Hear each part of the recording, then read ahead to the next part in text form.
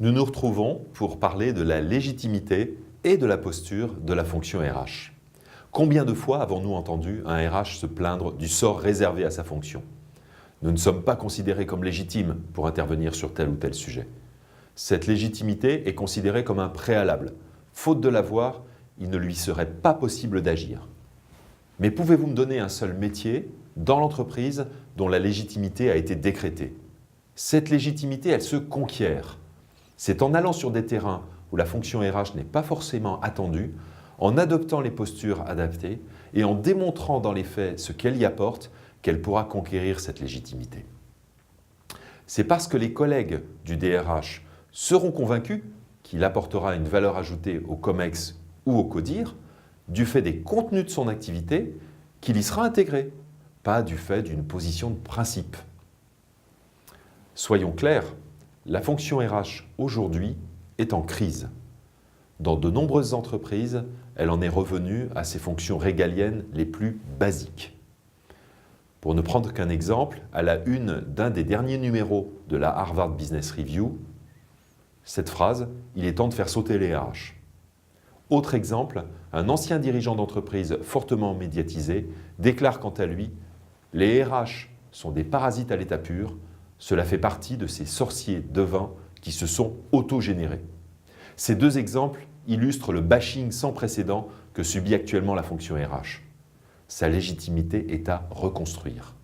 Cette reconquête de sa légitimité, elle passe d'abord par les terrains d'intervention de la fonction RH.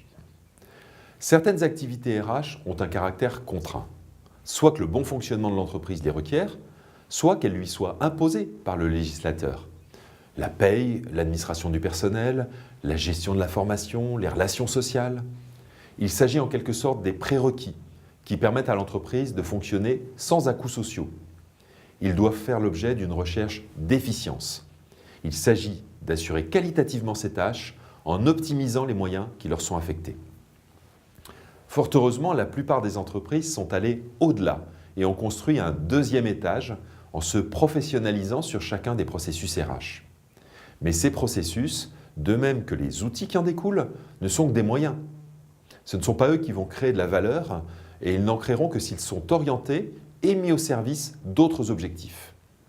L'expertise RH ne constitue pas une fin en soi, c'est un moyen. Trop rare encore, des entreprises ont investi un troisième étage, celui de la fonction stratégique de terrain.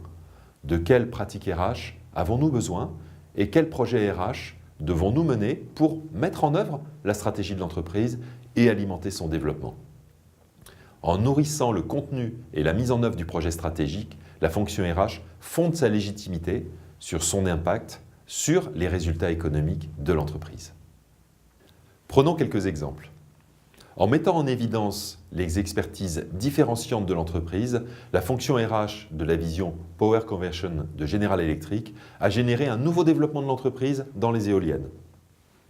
Autre exemple, en transformant la réalité quotidienne vécue par les équipiers dans les restaurants, la fonction RH de McDo France a modifié l'image de l'enseigne en tant qu'employeur et a permis de conquérir de nouveaux clients. Troisième exemple, en associant la totalité des collaborateurs à la construction de la vision 2025, la fonction RH de Chronodrive a considérablement renforcé leur engagement avec un fort impact sur les résultats de l'entreprise. Nous en arrivons maintenant à la posture de la fonction RH. Lorsqu'elle tire sa légitimité de la paix sociale et de la protection de l'entreprise contre les différents risques sociaux, elle est alors la gardienne des règles et des interdits, dans la posture du sachant face à des opérationnels considérés comme peu responsables. La tentation de jouer les gendarmes existe encore dans certaines DRH.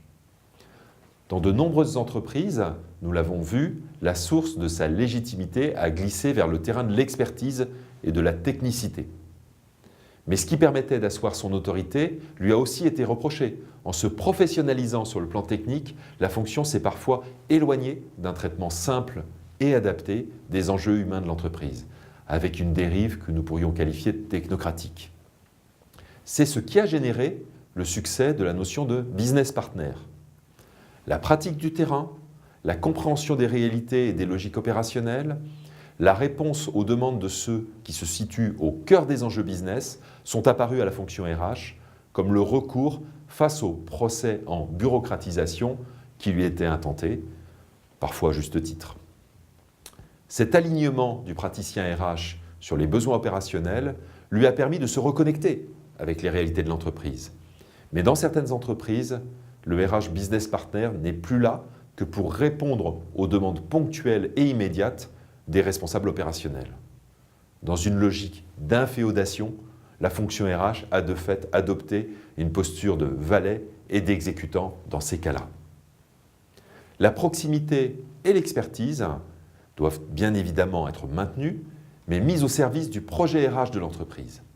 Le praticien RH s'appuiera alors sur sa connaissance des réalités du terrain pour faire grandir le responsable opérationnel sur les logiques RH, en construisant avec lui les réponses en cohérence avec les projets RH et en l'aidant à gagner en autonomie sur ces enjeux. Cette posture de mentor est celle qui permet au DRH de positionner les enjeux RH là où ils doivent l'être. Merci et à bientôt.